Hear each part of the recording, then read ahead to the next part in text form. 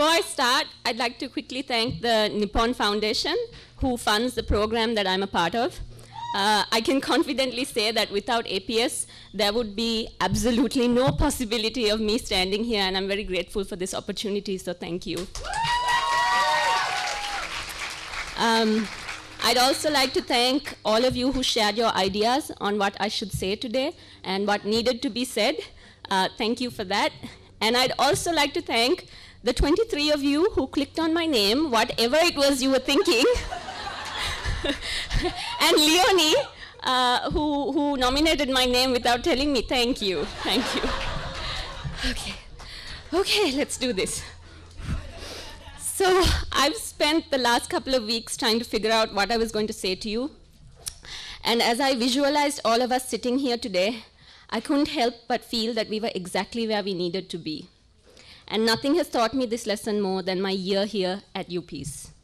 When I picked a specific place to sit in class at the beginning of this year, it has resulted in friendships that I can't imagine how I will do without when I leave this place.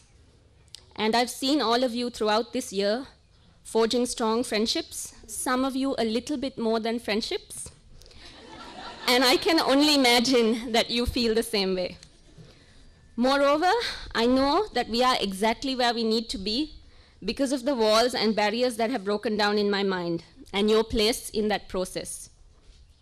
A heated discussion in class with someone I considered opinionated or biased, that person that makes you roll your eyes every time you hear them speak, you know who I'm talking about.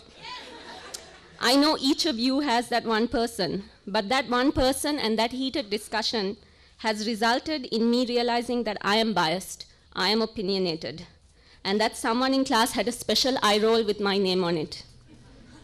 And I know that many of you have already told me that this realization has also been your main takeaway from your time here. And I started to think about that while I was trying to write this speech desperately, and about all the things we've been learning here at UPEACE.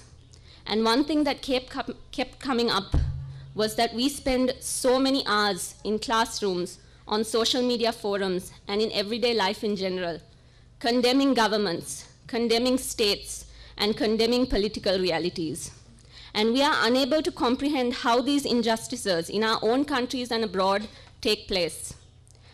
But if we stopped for a second and we took a look around at the classrooms in which we learn or the offices in which we work, at our individual levels, we would see that we compete for power. We attack when our perspectives are under threat.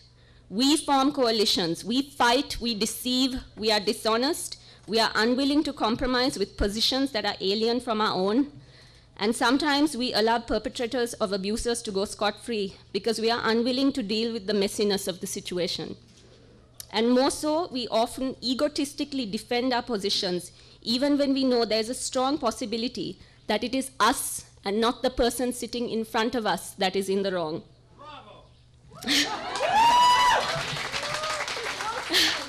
And it isn't difficult to then see that we are the states that we condemn, and we are the problems that they embody. And I'm happy that so many of us have been able to keep our egos aside for a second and honestly see these flaws in us, because this realization can provide us with a lens with which to see the world anew. And it allows us to see more than just the injustice of the West, or the imposition of the North, or the stubbornness of the South, but to clearly see that we ourselves in our day-to-day lives, in the way we treat other people, are the North, are the South. And that the change that we hope to see in our capitals and that the change that we hope to see at the United Nations itself starts in our day-to-day conversations, in our interactions with one another. And I have already seen a little bit of that change in our classrooms. I have experienced it in the conversations I have had with you and in the conversations you didn't know I was eavesdropping on.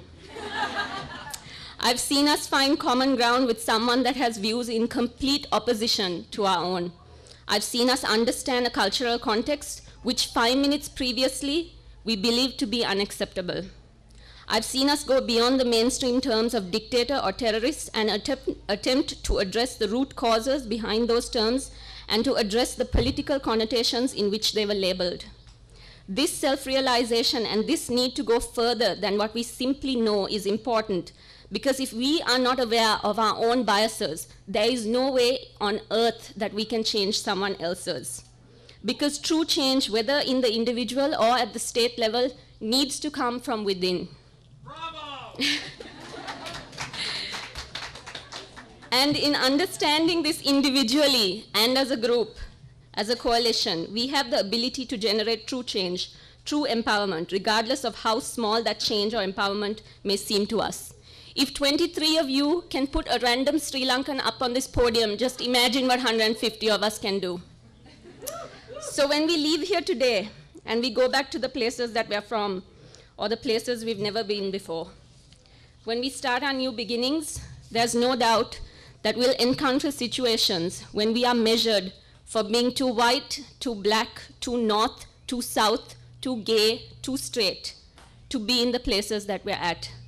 And there may still be other situations, such as with the passports which we possess, the nationalities assigned to us, and the perceptions that those nationalities give way to, values that we have grown up with, the people that we are, and the places that we come from. And they will tell us that because of these things, we are found wanting.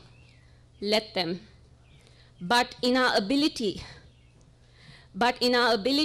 to put aside our own egos and to try to understand all sides of one story, in our ability to not name and shame, but to truly comprehend and to mend, in our wisdom to not impose upon others what we believe is the right way, but instead to facilitate and support them as they find their own model, in our ability to empathize, to respect, in our ability to admit when we are wrong, to not overestimate ourselves and underestimate those around us, in our ability to give a damn about the faulty processes that surround us, and in our ability to give a damn in general.